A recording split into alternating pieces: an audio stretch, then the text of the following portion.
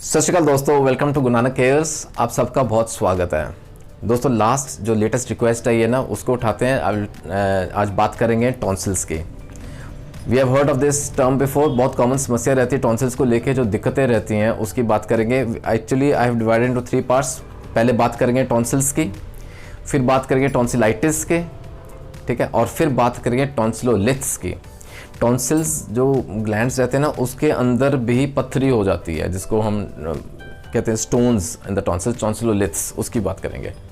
आइए बेसिक जानकारी लेंगे, सिंपली जितनी हमें ज़रूरत है। Will talk about that in बहुत सरल भाषा में। Let us talk about tonsils. Tonsils क्या रहते हैं दोस्तों? हमें मालूम है लिम्फेटिक सिस्टम है हमारी बॉडी में, जो कि हमें इन्फेक्शन से प्रोटेक्ट करता है, पैथोजेंस के साथ फाइट करता है, इन्फेक्शंस के साथ फाइट करता है, राइट। तो टॉन्सिल्स हैं, they are part of the lymphatic system. Tonsils यहाँ हम बात करें, will talk about palatine tonsils basically, जो कि दिखते हैं हमारे थ्रोट के अंदर। There are pair of soft tissues. देखिए थ्रोट के अंदर ना, या दोनों तरफ रहते हैं, लोकेशन देखें आप, सॉफ्ट टिश्यू के बने हैं, और इसका स्ट्रक्चर है similar to that of the lymph nodes, ठीक है। और ऊपर जो कोटिंग रहती है ना, जो मेरे माउथ के अंदर की कोटिंग है, द पिंक म्यूकोजल लाइनिंग, उसके साथ ये कवर्ड रहते हैं, राइट। और देखिए कुदरती मैकेनिज्म कितना बढ़िया है। जो भी हम खाते हैं food, the water we drink, जो भी लिक्विड लेते हैं, वो थ्रोट से होके गुजरता है, बॉडी के अंदर जब एंटर करता है, और यहीं ये फिल्टर्स का काम करते हैं टॉन्सिल्स।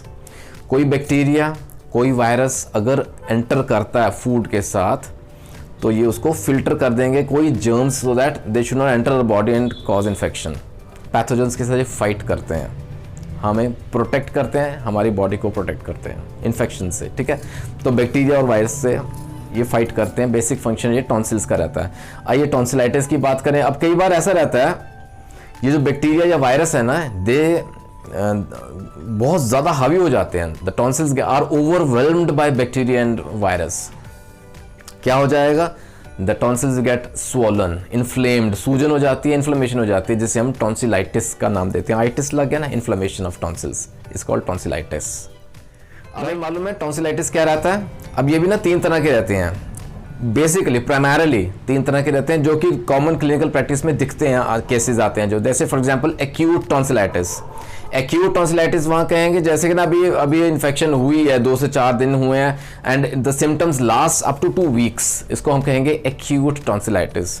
फिर एक रहती है रिकरेंट टॉन्सिलाइटिस, जो कि बार बार आती है, रिकरेंट रहती है साल के अंदर ना। फॉर एग्जांपल चिल्ड्रन, बच्चों में ये अक्सर रिकरेंट टॉन्सिलाइटिस बहुत देखा गया है, बार बार होती है, ठीक हो जाते हैं फिर हो जाती है, ठीक होते हैं फिर हो जाती है, इसको रिकरेंट टॉन्सिलाइटिस कहते हैं। और थर्ड है दैट इज क्रॉनिक टॉन्सिलाइटिस, वो जो इन्फेक्शन टॉन्सिल्स की लॉन्ग टर्म चले, लंबी चले, क्रॉनिक टॉन्सिलाइटिस, ठीक है। आइए सिम्टम्स की बात करते हैं। सबसे पहले बहुत कॉमन सिम्टम, क्योंकि थ्रोट में दिक्कत रहेगी, इन्फ्लेमेशन हो जाएगी ना, तो ऑब्वियसली थ्रोट पेन, दर्द जो गले में रहता है, that is the very first और बहुत प्रमुख ये सिम्टम है, लक्षण है, विद टेंडरनेस। अच्छा, फिर ना फीवर हो जाता है, बुखार हो सकता है विद दैट। जो थ्रोट अगर हम फिजिकली एग्जामिन करें ना, तो आपको दिखेंगे लाल, एकदम से लाल हुआ पड़ा गला, स्वेलिंग है, सूजन है, इन्फ्लेमेशन दिखती है, इन्फ्लेमेशन के साइंस दिखते हैं। The redness is very prominent, जो लाली रहती है अंदर थ्रोट के अंदर, दैट इज वेरी प्रोमिनेंट, ठीक है। दर्द रहेगा, लाली रहेगी, और ऊपर से ना जैसे कई बार येलो या व्हाइट कलर की ना कोटिंग भी रहती है, which shows that there is some pus inside, which shows there is some bacterial infection inside, right. अच्छा, इसके साथ हेडेक भी हो सकता है, सर में दर्द हो सकता है, कानों में दर्द जा सकता है, year pain in severe cases वो भी रहता है। लॉस ऑफ एपेटाइट रहेगी, भूख कम हो जाएगी, जिससे भी टॉन्सिलाइटिस रहेगा। बच्चों में देखा गया खाना खाना छोड़ देते हैं, क्योंकि स्वॉलोइंग इज़ वेरी डिफिकल्ट। कुछ भी यहाँ निगलेंगे ना, निगलना आगे इज़ वेरी डिफिकल्ट, चाहे वो खाना है चाहे वो पानी है, the food and water, swallowing is very difficult, वहाँ दिक्कत रहती है, राइट। अच्छा, इसके साथ ना अगर बच्चों में बात करें, तो इसके साथ ना स्टमक के सिम्टम्स साथ जुड़ जाते हैं। देयर इज स्टमक एक, पेन रहेगा, दर्द रहेगा, उल्टी भी कर सकता है बच्चा, वॉमिटिंग भी हो सकती है।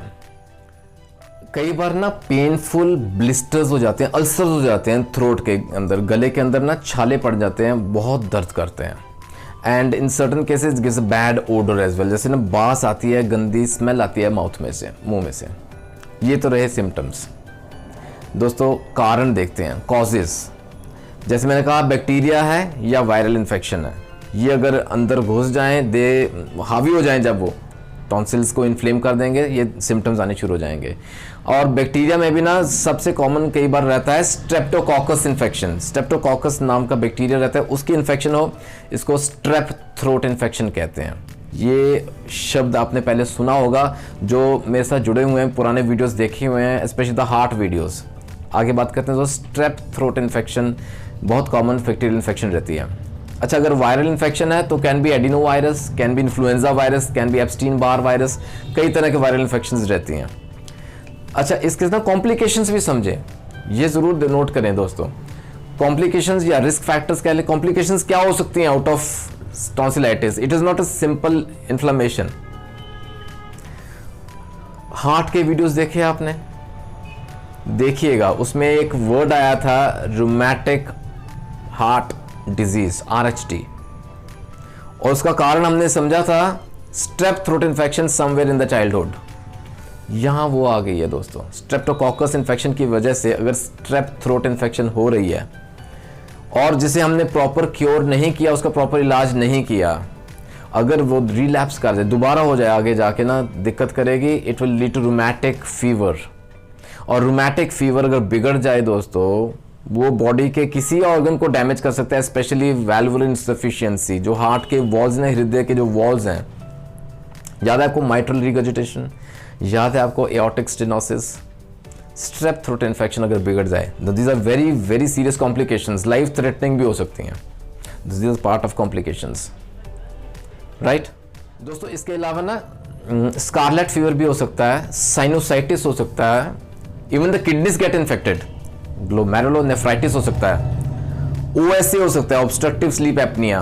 कई बार देखें ना, ओबेसिटी रहती है, बच्चे जैसे थोड़े हेल्दी रहते हैं, ओबीज रहते हैं, अगर वहाँ टॉन्सिलाइटिस होगा, रिकरेंट टॉन्सिलाइटिस है, तो क्या होगा, जब बच्चा लेटेगा ना, तो वो कई बार ना अपर एयरवे को ब्लॉक कर देता है, सांस लेने में दिक्कत रहती है, it can lead to sleep apnoea and difficult breathing as well.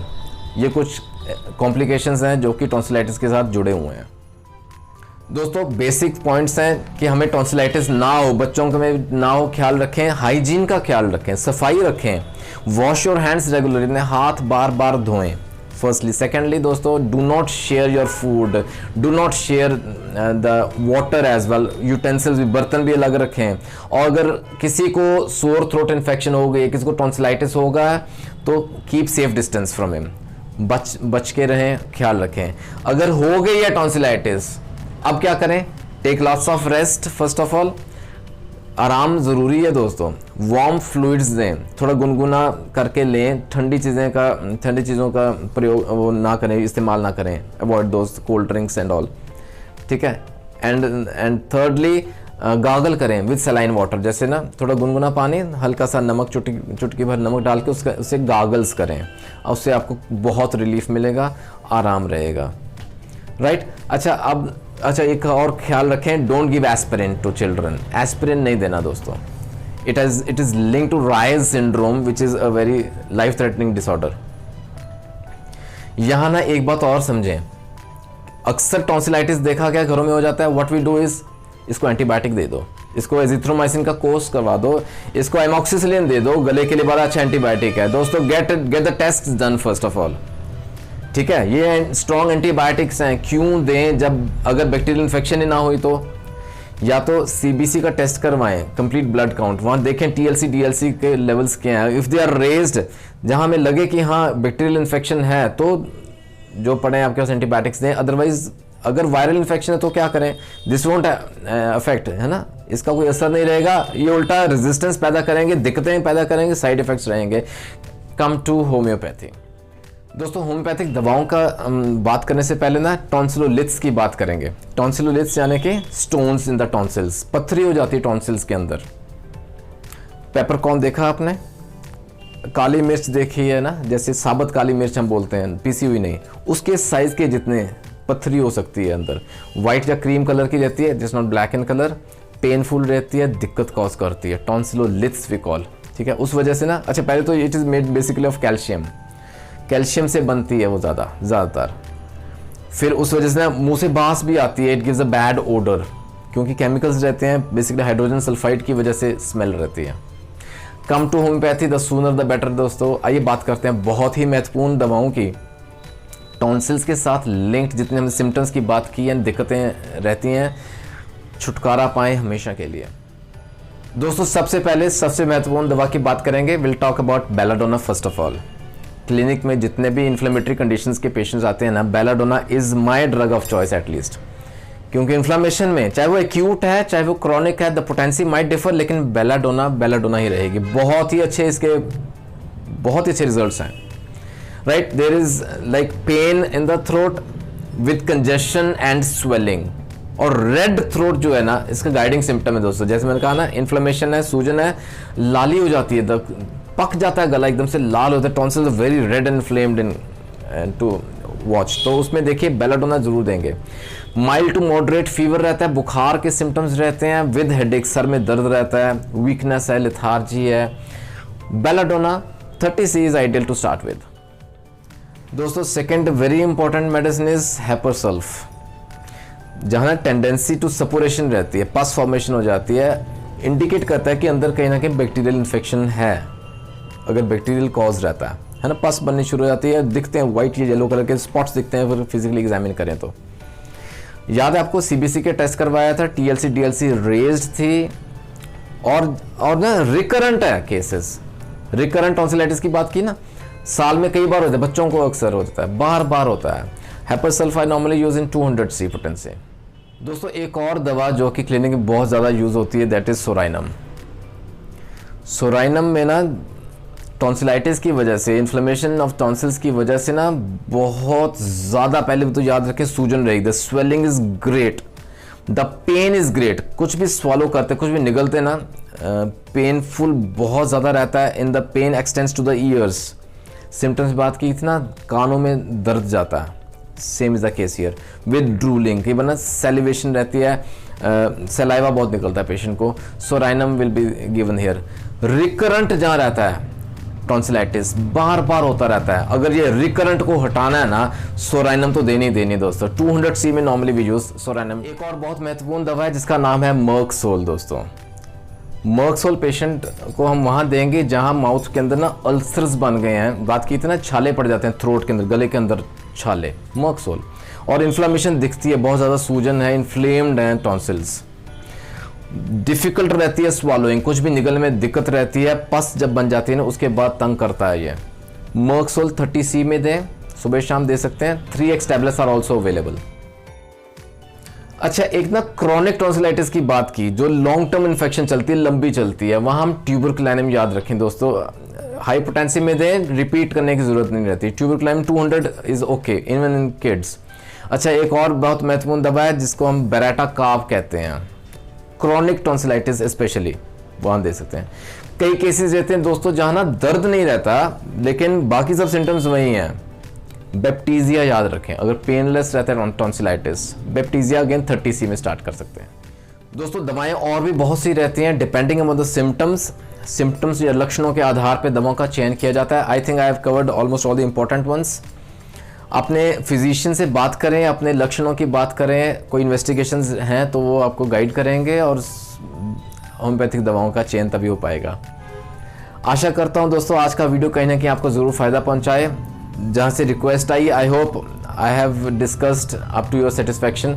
कोई डाउट है तो ज़रूर मेंशन करें कमेंट सेक्शन में, आप मुझे व्हाट्सएप भी कर सकते हैं। You can mail me at gunanacares@gmail.com।